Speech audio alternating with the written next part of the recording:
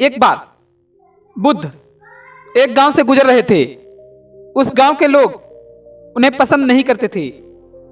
उन लोगों ने बुद्ध को घेर लिया और उन्हें बुरा भला कहने लगे।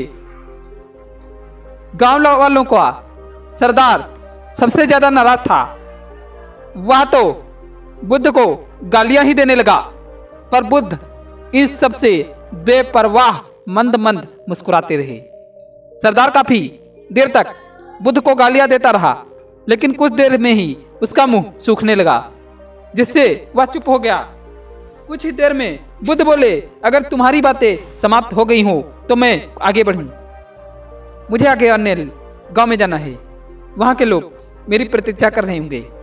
यह देखकर गांव का एक व्यक्ति बोला, हम लोग तुम्हारा अपमान कर रहे हैं, तुम्हें गालियां दे रहे हैं, लेकिन तुम इसका जवाब देने की बजाय मुस्कुरा रहे हो। तुम इसकी प्रतिक्रिया क्यों नहीं देते हो? वत्स बोला।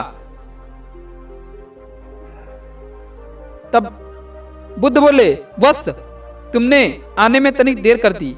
यदि तुम 10 वर्ष पहले आए होते तो मजा आ जाता, क्योंकि 10 वर्ष पहले मैं भी तुम्हारे तरह था। अगर उस समय तुम मुझे बुरा भला कहते, गालियां देते, तो मैं भी क्रोधित हो जाता। मैं तुम्हें इससे भी अधिक गालियां देता। हो सकता है हाथापाई पर भी उतर आता, पर अब मैं आगे बढ़ गया हूँ। अपना क्रोध घृणा सब पीछे छोड़ आया हूँ। अब मैं उस जगह पर पहुंच गया हूँ जहां तुम्हारी गालियां पहुंचने में असमर्थ हैं। तुमने मुझे गालियां दी, यह तुम्हारी भावना है, लेकिन तुम्हारी यह भावना मुझ तक नहीं पहुंच पाई रही। मैं इससे आवेशित तभी होऊंगा जब मैं इसमें भागीदार हो जाऊंगा, जब मैं इसे स्वीकार कर लूंगा। लेकिन मैं भी तो तुम्हारी इस क्रिया से निरपेक्ष हूं, इससे बहुत दूर हूं, इसलिए मैं भी पहले की तरह शांत हूं। यह सुनकर सरदार बोला, अरे कैसे? मैंने तो तुम्हें गालियां दी और पूरे गांव वालों के सामने दी, फिर उसे लेने न लेने का क्या मतलब? बुद्ध बोले, बस कल मैं एक गांव में गया था। वहां के लोगों ने मेरा प्रवचन सुना। वे बहुत प्रसन्न हुए। गांव का मुखिया मेरे लिए मिठाई लेकर आया और उसे खाने का आग्रह करने लगा।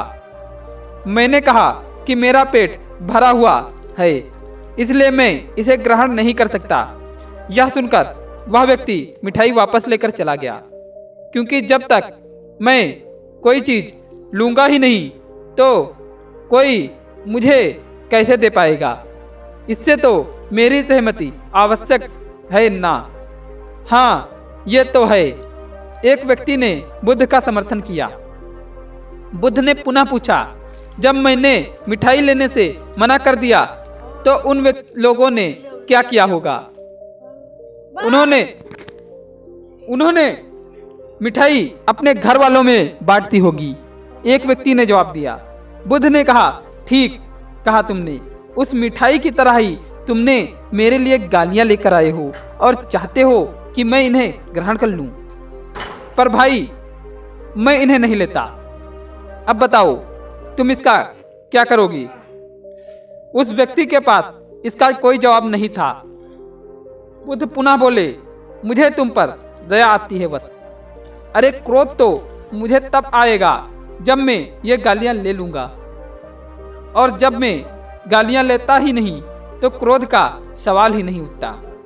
बुद्ध की बातों पर सरदार ने कोई प्रतिक्रिया नहीं दी। शायद कुछ सोच रहा होता। बुद्ध बोले, मैं अपनी आंखों से देख पा रहा हूं कि गाली एक कांटा है जिसे देने वाला व्यक्ति और लेने वाला व्यक्ति दोनों क्रोध से पागल हो जाते हैं। तो फिर तुम ही बताओ कि मैं आंखें रहते हुए भी कैसे कांटों पर चलूं? आंखें रहते हुए मैं कैसे गालियां ले लूं और होश में रहते हुए मैं कैसे क्रोधित हो जाऊं? इसलिए मुझे क्षमा करो बस, मैं तुम्हारा उपहार ग्रहण करने में असमर्थ हूं। कहते हुए बुद्ध ने अपने हाथ जोड़ लिए। बुद्ध की बातें सुनकर सरदार लज्जित हो गया। उसकी आंखें छलछला आई। उसने कहा, उसने कुछ कहना चाहा, पर उसके ओठों ने जवाब दे दिया।